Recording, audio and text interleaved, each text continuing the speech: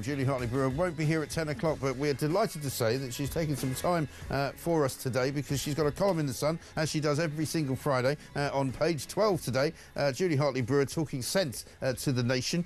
She is, of course, here Monday to Thursday every single day from 10. Delighted to say a very good morning. And to Julie, a very good morning to you. How nice to see you on a Friday. And also, by the way, this is like the most we ever get to chat because we get about 3 minutes at the beginning of the end of your show, beginning of mine. Absolutely. Hello, yes, very good to see you. Now, I won't keep you long because now you've got lots of things to be getting on with. But look, go back to bed. Massive story yesterday in The Sun about this ghastly individual, Jake Fahri, whose rapper name is now 10, kills and murders young Jimmy Mizen, who was a lovely young boy who had nothing but good things going for him, murdered for absolutely no reason in 2008. This guy has been promoted by the BBC.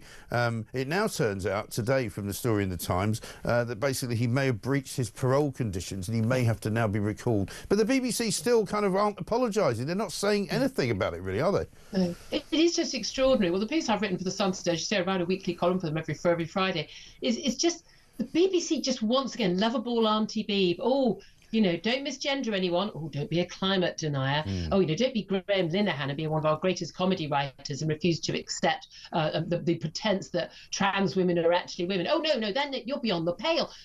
Don't, for instance, have a song that's mocking Keir Starmer over the winter fuel payment. God, no. No, that we're not going to play that. Oh, but, if you murdered a 16-year-old boy in cold blood in a bakery in 2008 and you're out and you're rapping about it and you're rapping with lyrics where you're basically glorifying the crime that you committed that took a young life, not a problem at all.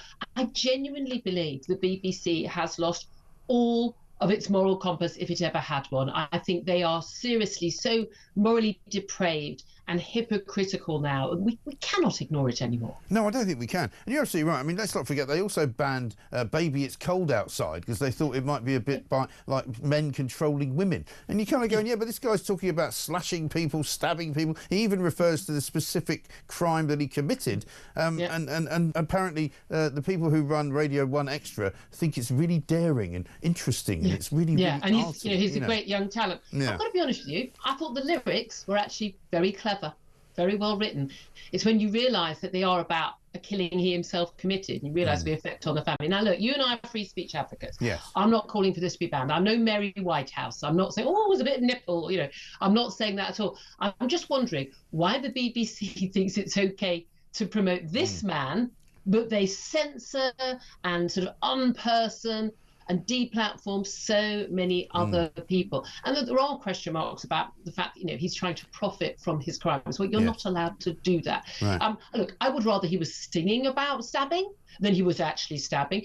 But the reality is, 1.4 million pounds of our taxpayers' money was given to the Met in the last year alone so that they could actually monitor what stuff is going on YouTube from these drill rappers. These are linked with actual crimes. Yes. Dozens and dozens and dozens of actual stabbings and even murders are linked to these drill rappers and these sort of gang, sort of you dissed me in your rap, you dissed me. This isn't some sort of esoteric, well, if we see Elvis Presley's hips gyrate in 1957 on the US telly, will it degenerate an entire bunch of women? No, we are talking about actual crimes being celebrated and being basically threatened in this music. I think we need to talk about it. I think we absolutely do. And, it's one thing to have the music out there, as you say, you don't want to have it banned necessarily, but it's another thing for it to be actively promoted by the organisation, which is funded by taxpayers, which is, as you say, completely hypocritical. But also the interesting development, as I say today, is that Jimmy Mizen's mother has been speaking to The Sun, and she's basically saying that looking at the video that he's made while he's singing this song, it looks as though he's not far away from the O2, which is in the borough of Greenwich, where he supposedly, according to his parole conditions, not allowed to go. So he may now have to be recalled to prison, which would be a sort of suitable punishment for him, I think. Well, yeah, it's not very complicated. You're not allowed in one borough where the family of the boy you murdered. You also, you'd been bullied and beaten up.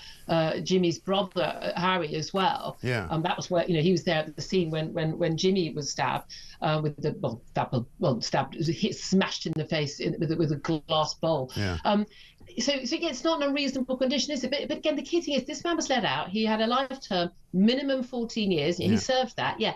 But he's clearly showing no remorse. He's clearly still a danger. He had had a long history of very, very brutal violence. There was a rape charge at one point, beating up a girl he actually got convicted of. So he was a nasty little piece of work. He was a wrong 'un then. I think he's probably a wrong 'un now. But yeah, don't worry, he's out on our streets, being celebrated by the BBC. Well done, everyone. I know, and apparently, supposedly locked away for life in 2008. And I know that he was only 19 when he was locked away for life. But I mean, what's the point of calling it locked away for life if it isn't locked away for life? I know. And also, again, people say, well, he's served his term, he's paid his debt to society.